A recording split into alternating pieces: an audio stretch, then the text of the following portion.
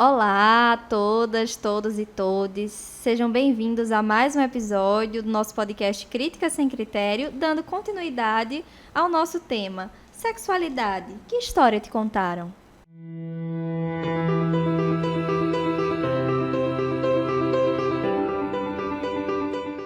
Então vamos iniciar hoje aqui com um artigo que é chamado Sexualidade, Perspectiva Histórica e Significação Cultural, da Márcia Graminho e do Jean Carlos Miranda, que traz pra gente algo que a gente já falou no outro episódio, né, Vitor? Que é sobre o que é a sexualidade, só relembrando que ela é uma parte integrante e inerente à vida humana e que vai estar presente no cotidiano desde o nascimento até a sua morte. Ou seja, ela faz parte da história toda do sujeito e a gente também tem a história dela ali na humanidade, né, do seu percurso, que ela foi fazendo esse trajeto. Pois E é, é, inclusive o artigo coloca, né, que acompanha o homem desde os tempos mais remotos e exerce influência determinante na sua conduta social.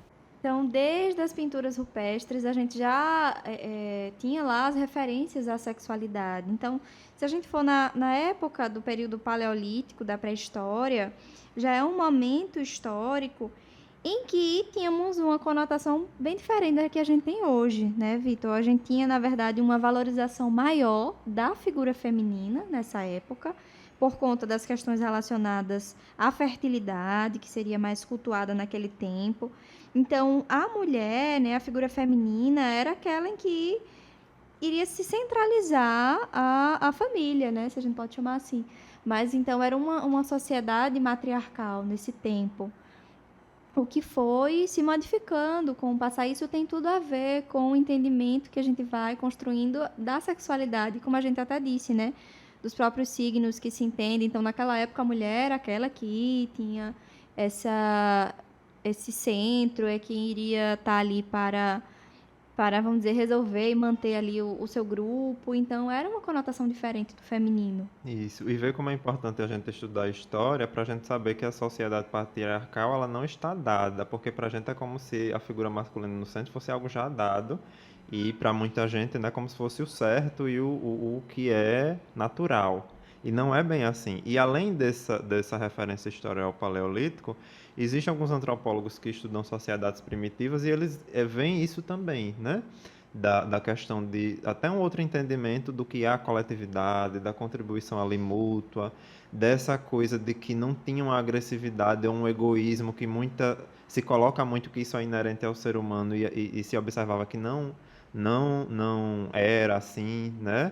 E como se essa agressividade, essas coisas fizessem parte também da sexualidade, a gente vê que há outras experiências de sociedade que mostram o contrário. E para a gente entender, então, que houve outras experiências possíveis, né? Que foram apagadas ao longo da história. Quando a gente chega no período neolítico, a gente vê que a coisa vai começando a mudar. Então, nesse período, as atividades de caça já não possuíam a mesma importância, né, do período paleolítico.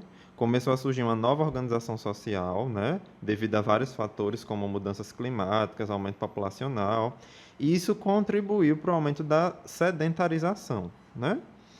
E aí, houve uma gradativa substituição das atividades de caça e coleta para atividades de cultivo e pastoreio, que ficava sob a responsabilidade das mulheres.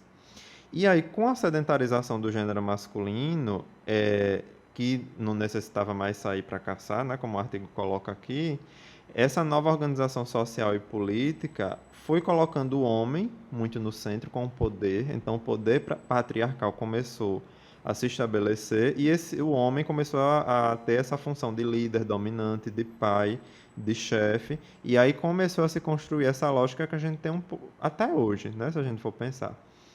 E eu não sei se eu posso perder a piada, Tainá, de dizer que quem estragou a sociedade foram homens sedentários. Ó, ó pra aí.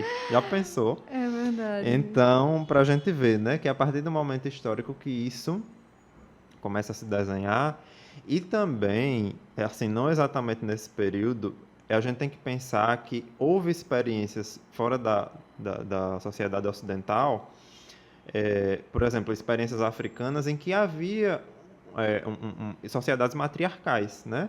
Ali um poder da mulher também, e isso é como apagado propositalmente na história. Muitas vezes no Brasil a gente conhece a história africana a partir da escravidão apenas. Então o que veio antes é totalmente apagado, e justamente para perpetuar essa lógica, né, de dominação, porque isso alimenta um ordenamento social e político e econômico, né? É muito importante realmente essa retomada que a gente pode fazer, porque é uma lógica que foi se configurando, né, com o passar do tempo. A questão, então, do homem é como se caísse na parte simplória, né? O homem fica como centro da família porque ele fisicamente é mais forte, então ele é mais inteligente, e isso vai se introjetando na nossa sociedade como uma figura mais capaz. E de onde vem isso, né? Na verdade, é muito bom que a gente repense. Então, na verdade, não. Na verdade, no início foram as mulheres que estavam ali na frente, por uma outra questão, acabou mudando a configuração. Então, não existe um modelo que seja esse que precisa continuar, né? Isso está aqui para a gente ir pensando a respeito disso, né, Vitor? Exatamente. E até essa coisa que você coloca, as atividades de caça no Neolítico, apesar da lógica ir mudando, era das mulheres. Então essa Aham, ideia de que o homem é mais forte que ele, caça que ele vai atrás, não era bem assim, né? sim. Não é bem assim. E aí pra gente ver que como é importante ir desconstruindo e entendendo como é que isso foi se desenhando. E aí a gente avançando um pouco na história ainda para a antiguidade, existe a questão do povo hebreu, né, que eles adotavam uma perspectiva de que a constituição da linhagem familiar era algo de extrema importância, né? E eles tinham uma visão de que o sêmen, né, ali do homem, ele compreende a fonte da vida, né, e do próprio humano. E aí, nesse cenário, como a mulher não possuía o sêmen, ela era entendida apenas como um receptáculo, vamos dizer assim, destinado a receber esse sêmen do homem que era o sagrado. E é isso também explicando o motivo de homossexualidade, masturbação, práticas sexuais que não visavam a reprodução serem consideradas um desagrado a Deus, né? Que os hebreus eram um povo religioso e tal. Então era só tolerada a mulher como esse receptáculo ali da reprodução, e as condutas sexuais que se afastavam disso eram consideradas pecado e vistas como negativa. Então essa lógica também sustentava ali um poder patriarcal e foi perpetuando, né, isso que foi se construindo ao longo da história da humanidade. E se a gente pensar também no povo grego, eles também tinham esse pensamento em um modelo mais patriarcal, em que a sexualidade estava ligada a uma cultura que envolvia mais essa submissão da mulher, a exclusividade maior dada aos homens. Então, isso foi com base ali nesse pensamento, né, de que a mulher seria apenas esse objeto, que aí a gente vem trazendo essa conotação até hoje, o que era diferente do que a gente falou aqui no início, né? De que antes a mulher era esse ser de fertilidade divino, em que não se entendia naquela época até que o sêmen era tinha uma participação. Uhum. Antes não se achava que tinha uma relação com isso, né? Mas só que a mulher que era que era portadora e capaz de reproduzir, né? De trazer isso. Então depois a lógica foi totalmente invertida, como se fosse o homem nesse papel. E aí na Grécia também havia essa essa colocação da mulher nesse lugar, né? Sim, e uma outra coisa interessante desse período aí da Grécia Antiga é como esse povo lidava com a homossexualidade, que aí já é também um contraponto com o que a gente vê em outros momentos da história e hoje, né? Ao homem, de alguma forma, era permitido a homossexualidade, né?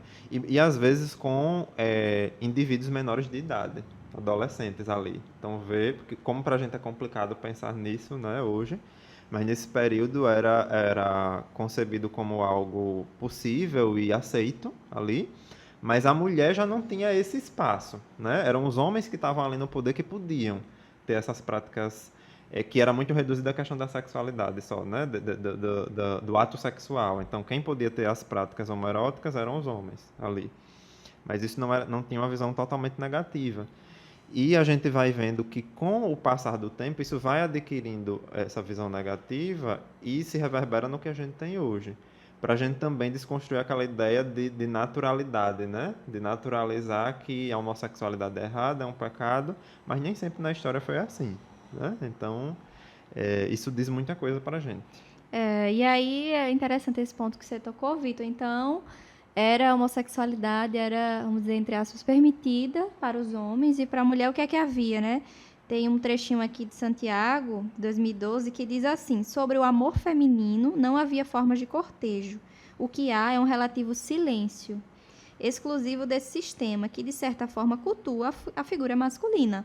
Então, o que havia, então, para os homens tudo se permitia e para as mulheres não. Então, que Uhum. lógica, né? Se seguia ali com base até em questões, ele coloca aqui pedagógicas, religiosas, que havia essa coisa de que para a mulher seria o silêncio, não pode, né? O apagamento, né? E eu Uhum. acho que isso é interessante para a gente pensar também, não só as práticas de preconceito, mas como o homem, quando a gente fala de homossexualidade, é como se ele se sobressaísse, ele aparecesse mais.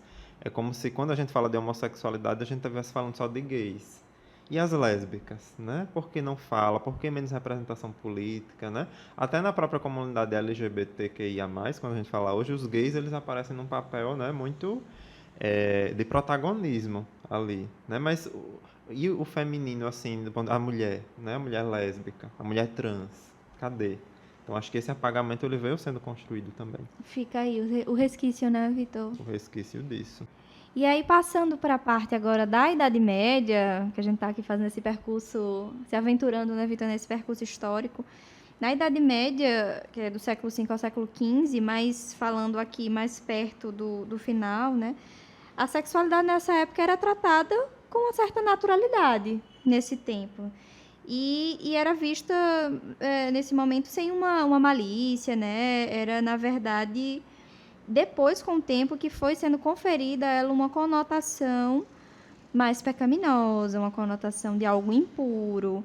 E aí foi se modificando essa visão, junto com a questão, por exemplo, da prostituição, do adultério. Então, se juntava tudo isso como desvios ali da questão da sexualidade, como coisas do mesmo teor e dito como algo pecaminoso. Exatamente. E é interessante que quando a gente pensa em Idade Média, a gente pensa já na segunda parte, né? Vamos dizer assim, nessa parte de controle, de violência, né? Com o que eles chamavam de invertidos sexuais, porque não se tinha esse entendimento de orientação sexual, identidade de gênero, era todo mundo considerado invertido.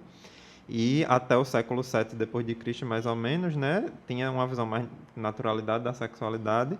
E depois disso vai o poder religioso se apropriando muito mais, né, da sexualidade. E aí não só a homossexualidade, mas como masturbação e qualquer prática sexual que fuja, assim como lá nos Hebreus, né, o que fuja do campo da reprodução e da heterossexualização, vai sendo considerada inversão e vai sendo considerada pecado que deve ser punido de alguma forma. E aí entra a questão do discurso teológico e jurídico, dando as mãos de alguma forma, né? Fazendo essas pessoas serem presas, penalizadas, queimadas, né? Na Inquisição. Então isso também estruturou um poder ali da religião. E com o passar do tempo, o discurso religioso ele foi perdendo uma força e aí a gente sabe que na transição da Idade Média para a Idade Moderna, a religião vai perdendo, né, o papel ali central que ela tem, vai perdendo força, e os movimentos de reforma e contra-reforma vão contribuindo muito para isso, né, da transição do período medieval para a Idade Moderna. E aí esse período, esse mundo moderno, ele vai sendo mais marcado por uma profanação crítica, né? Um mundo mais liberal, que vai eleger a razão como a nova forma de compreensão do mundo, rejeitando a fé e os dogmas medievais. E aí isso vai impactar, logicamente, numa outra compreensão, num questionamento, vamos dizer assim, em relação à sexualidade. E aí, seguindo nessa mudança aí, nessa transição da Idade Média para a Moderna, uma coisa interessante da gente marcar é até grande parte ali do século XVII, o sexo ele era ainda mais uma categoria sociológica, não era uma categoria ontológica, né? E aí ser homem e mulher era mais estar ali assumir um papel cultural e uma posição sexual muito mais do que se vincular ao orgânico, né, ao sexo genital. Ainda tinha um pouco isso. Só que na transição ali do século XVIII para o XIX, isso vai começando a mudar pelo papel da medicina. E aí a gente vai falar muito disso, né? Porque isso se reverbera nas compreensões que a gente tem hoje de sexualidade. Então, na transição do século XVIII e XIX, se começa o que a gente chama do two-sex model, né? Que é esse modelo de dois sexos muito bem demarcados ali e estanques, que seria o homem, com determinadas características de expressão de gênero, de identidade e da anatomia vinculada ao comportamento, e a mulher também a mesma coisa, numa outra categoria, né, diferente do homem. O masculino e o feminino começam a ser mais diferenciados. E começa a sair de uma certa lógica que se tinha do isomorfismo, né? Que justamente nessa questão do isomorfismo era conceber a mulher como um homem invertido, né? Então não tinha essa diferenciação sexual. E com esse two-sex model isso muda totalmente, né? E esse two-sex model vai instituir uma ordem social, política, econômica, religiosa e vai se reverberar nos estudos que a medicina vai ter sobre a sexualidade, né? Então, do que os invertidos passam a ser doentes mentais, por exemplo, né? Então, a homossexualidade é considerada uma doença, né? Ela O homossexualismo, né? é Na verdade. homossexualismo, então deixa de ser algo do poder religioso e jurídico para ser trancafiado nos manicômios, né?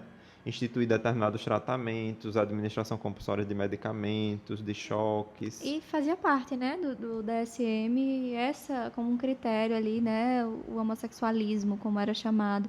E aí é interessante, Vitor, você ir trazendo isso, de como isso vai se incorporando à medicina de uma maneira, se integrando a essa lógica também de um certo molde ou punição, que eu lembro naquele outro episódio que a gente falou, um dos primeiros, sobre a história da loucura, eu lembro que você trouxe um trecho do Foucault, que ele fala que a sexualidade foi obrigada a se confessar, né? Então, talvez, na época da medicina, foi obrigada a se medicar, Uhum. a se tratar, a se, de alguma forma, vista como uma doença. E a gente traz ainda, infelizmente, isso até hoje. É como algo que precisa ser resolvido. Mas o que é que, então, que a gente está falando? Até na medicina a gente tem esse conceito ali da disforia de gênero, né? O que é que a gente tem a dizer sobre isso? Eu lembro que já ouvi de uma pessoa trans, estava num evento, né? A coisa que se fala que se está transtornando, na verdade está se transformando, né? Como é esse processo. Então, o que seria esse transtorno quando a gente fala desse campo na medicina, né? O que é essa coisa da disforia mesmo, né? Pois é. E quem gera a disforia e quem gera a inadequação? É algo que vem da pessoa ou é de um campo social que estabelece uma certa norma e que se a pessoa não cumprir aquela certa norma, ela está desviante. E isso é um grande problema, né?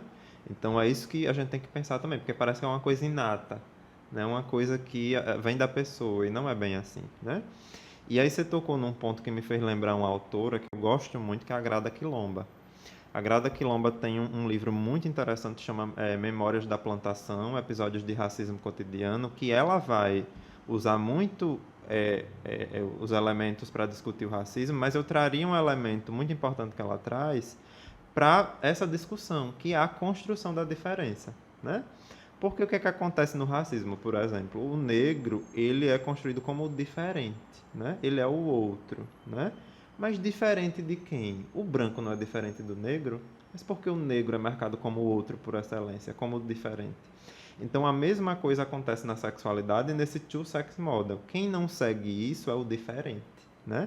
Então as homossexualidades, as transexualidades, elas são tratadas até hoje pela medicina como diferente, como desviante. Por mais que se tente apagar o viés patologizante, essa construção da diferença, ela traz esse viés, ela traz um ranço desse viés. E não se pensa, por exemplo, que o heterossexual é diferente do homossexual.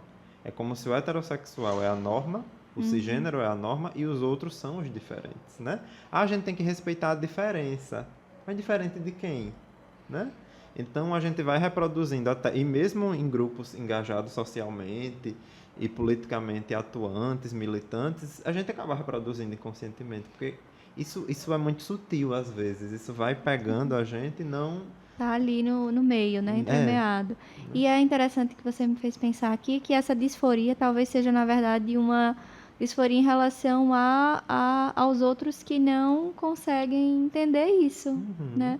Então, na verdade, pelo menos na escuta que a gente pode fazer dessas pessoas quando estão em sofrimento psíquico, tem muito mais a ver, na verdade, com um processo de dificuldade dos outros, de entendimento do processo ali, do que do próprio processo, da pessoa naquele processo ali, em relação ao seu corpo, em relação aos seus desejos, mas um sofrimento que a gente vê muito grande é em relação à pessoa com seus familiares, com as pessoas ao seu redor, com o seu ambiente escolar, com o seu ambiente de trabalho.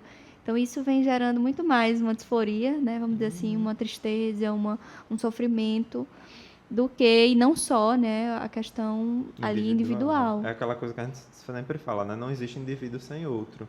E aí, quando alguém nasceu com a conformação anatômica e foi designado homem, e aí quando ela chega para dizer, não, eu sou uma menina, e todo mundo nega, todo um corpo social, as instituições, a escola, a igreja, a família, né?